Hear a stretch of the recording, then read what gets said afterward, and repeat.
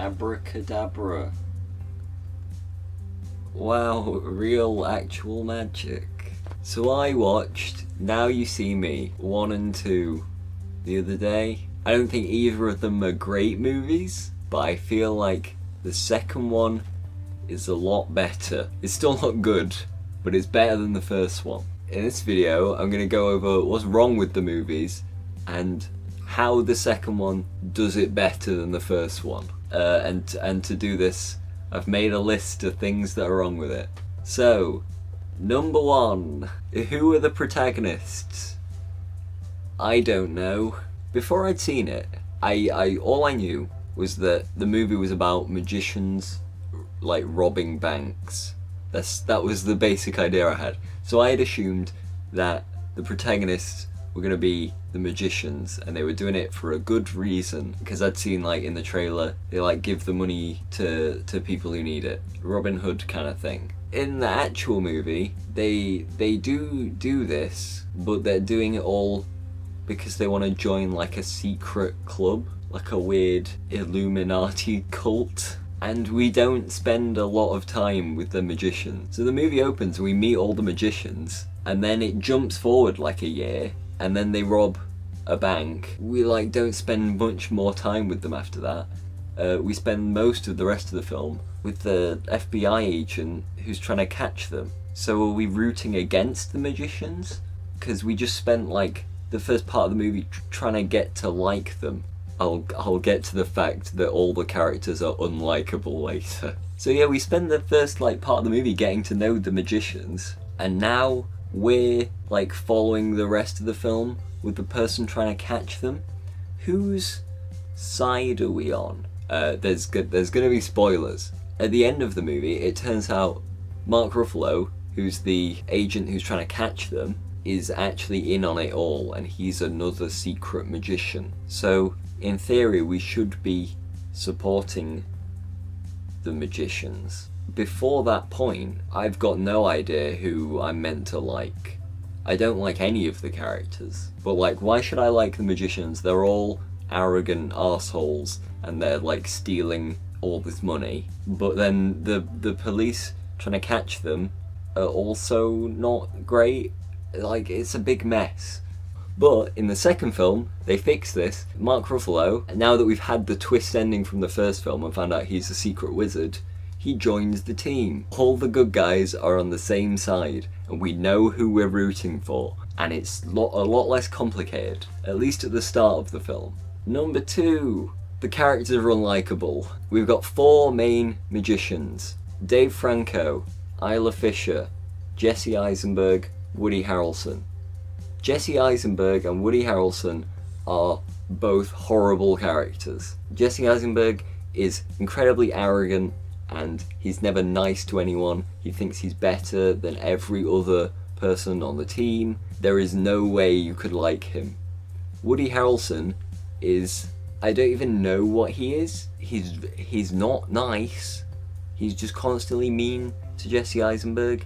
Even when they try to have a sincere moment, Woody Harrelson's character's like, yeah, I've never been one for sentiment. Just have a nice moment in the movie, but no, they're constantly mean to each other and it's awful. Isla Fisher and Dave Franco, Isla Fisher never does anything. There's like a very minor subplot that is hinted that she is in love with Jesse Eisenberg's character, which, like, don't ask me, he's awful. That's it for her character. She doesn't do anything. And Dave Franco dies halfway through the movie and then comes back later, but we don't see him for half of the film, and he never does anything either. Then we've got the FBI, we've got Mark Ruffalo, who is mostly fine, but he gets very angry, and he's got like a partner, played by Melanie Laurent. Correct me, future me, if I'm wrong. And like, they get on okay. Halfway through the movie, Morgan Freeman's character, who, like, I've not even mentioned yet, he's also really mean. He just like says, hey Mark Ruffalo, you shouldn't trust your partner. I'm not going to give you a reason for this, but just don't. And Mark Ruffalo just starts yelling at her for no reason. Come on, man.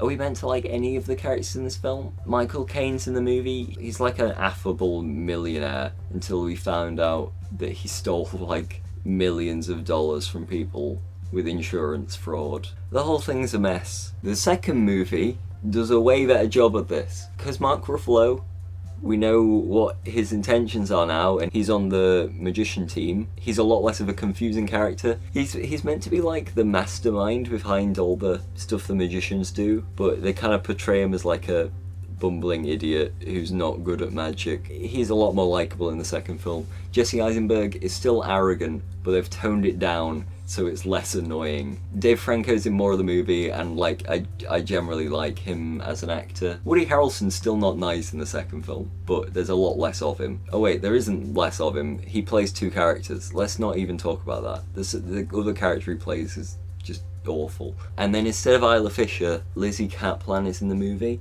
and her character actually has a personality, unlike any of the other characters in the film. She's a lot more fun than anyone else in the movie. So yeah, the second movie does it better. Number 3, the wizards are too strong. In the first movie, the magicians are always one step ahead of everyone else. They rob a bank, and by the time the police have even worked out what's going on, they're already like off planning the next thing, and the police like can't catch them because every time they get close they're like secretly holograms, or they handcuff all the police together using magic. If the magicians are the protagonists, there is no way that they're ever going to lose, because even if they get caught like early on in the film, and there's nothing to pin it on them unless the police like believe that magic's real. But they do like actual magic in the film, like they don't explain half the stuff that happens. So the magicians can just do whatever they need to do to escape any situation. If anything appears to go wrong with the magician's plan and it seems like the police are catching up with them, they'll just explain later on that they had planned it all along. In the first movie, they're actually unstoppable. They don't obey the laws of physics. They use unexplained magic to get them out of any situation. In the second movie, the wizards get beaten immediately. The first half hour of the film, they do like a cool kind of heisty sequence, and then they come on, and then someone else had worked it all out and they've beaten them. Now, the person who is one step ahead is the bad guy, like it should be. The protagonists are on the back foot. They lose all their backing, like funding, to pull off these wild magic tricks. They lose their confidence, they stop working as a team. It's how a movie should work. You don't have your heroes constantly winning, because that's not a good story. Number 4, there are no stakes. I already said the wizards are too strong, and there is absolutely no chance of them ever losing, which just means there's no stakes. If they need to steal all the money from a bank, they will do it in a montage off screen. There is never any chance of them being captured. The one time it appears that something has gone wrong and Dave Franco has died in a car crash, you know it's not real, because it's not that kind of movie.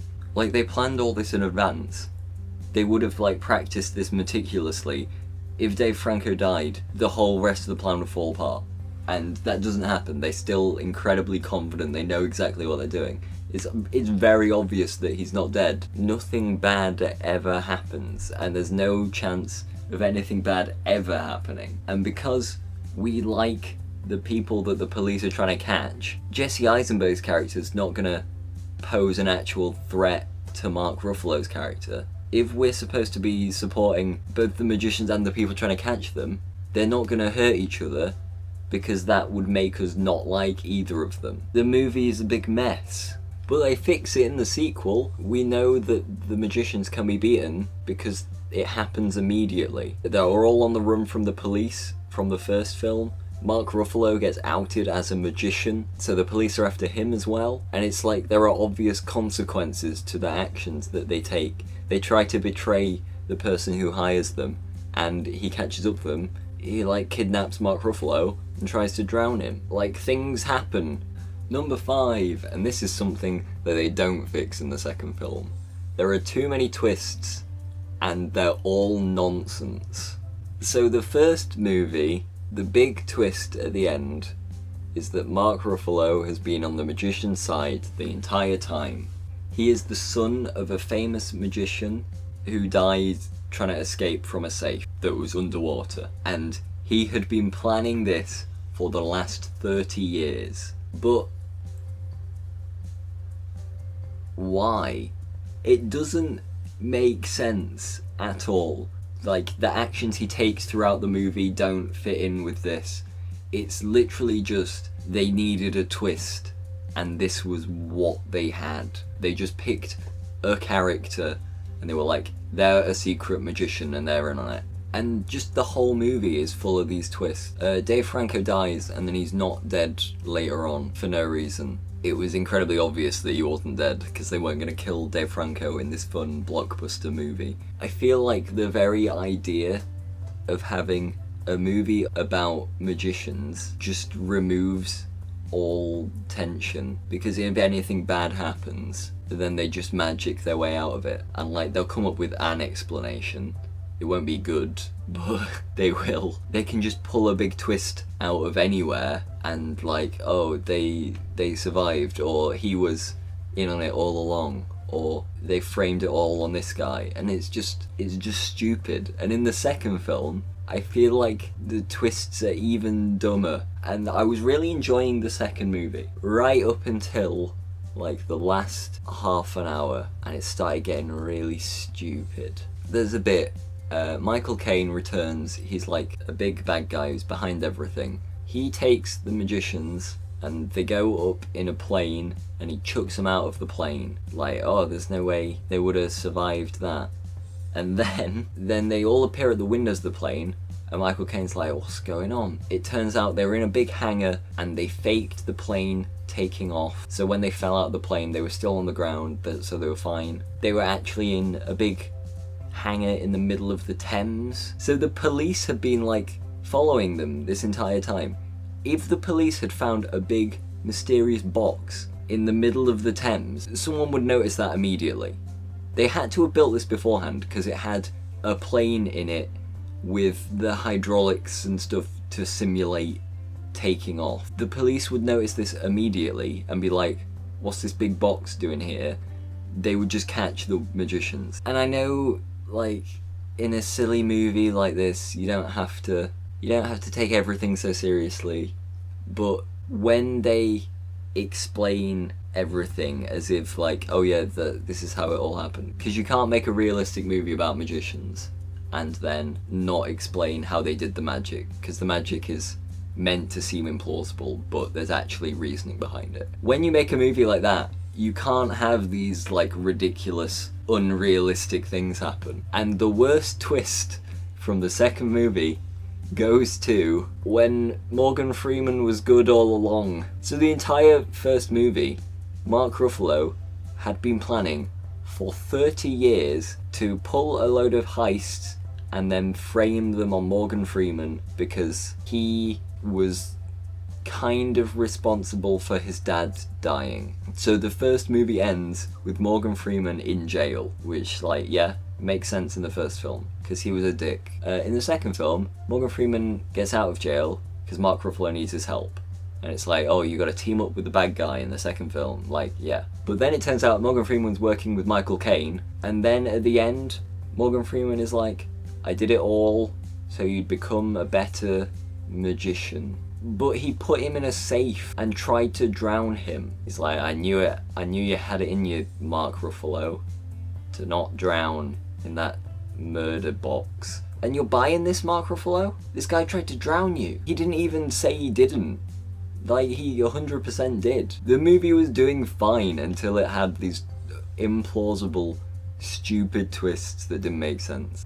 So yeah, the Now You See Me movies, they're not good, but you might have a good time watching them. The best parts of both movies are the action scenes where they're just doing like magic on the fly. So in the first movie, Dave Franco and Mark Ruffalo have like a fight, and like partway through it, Dave Franco's like throwing cards at his face, and he's like, oh, because Dave Franco's like a crazy street magician.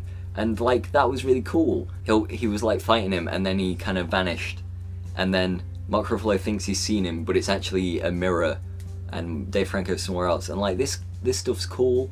The magic isn't unbelievable because they kind of explain it on the fly, and like it works really well. And there's a couple of these in the second movie. The weakest part of the movie are the bits that it treats like the big set pieces. They pull the big bank heist, and like it should be fun and exciting, but because it doesn't make sense and they explain it later, it's not fun because you're spending the whole time thinking, well, that doesn't make sense. How did they do that? There's a really cool sequence in the second film where they steal like this like hard drive or something, and they attach it to a playing card, and while all of the magicians are being searched, they're like throwing this playing card between them so it won't get found. And this whole sequence, like, it's ridiculous, but you can follow what's going on, and it's like there's some cool stuff going on here, and it's like it's a bit out there, but it's more plausible than some of the other stuff that's happened. The whole sequence is really fun, and just why doesn't the movie do more of this? I think I'm done complaining about this silly film. Now You See Me 1 and 2. The first one's not good, the second one is a bit better. Don't watch the first one unless you've got time to watch both. Have you seen the films? Tell me about it. I mean, like, I'm sure some people might enjoy it. It annoys me too much to have a good time. I'll see you later. Bye. Abracadabra.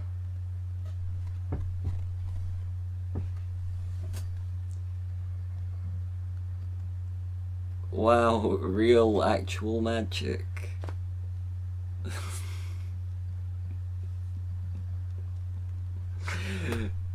That's so bad.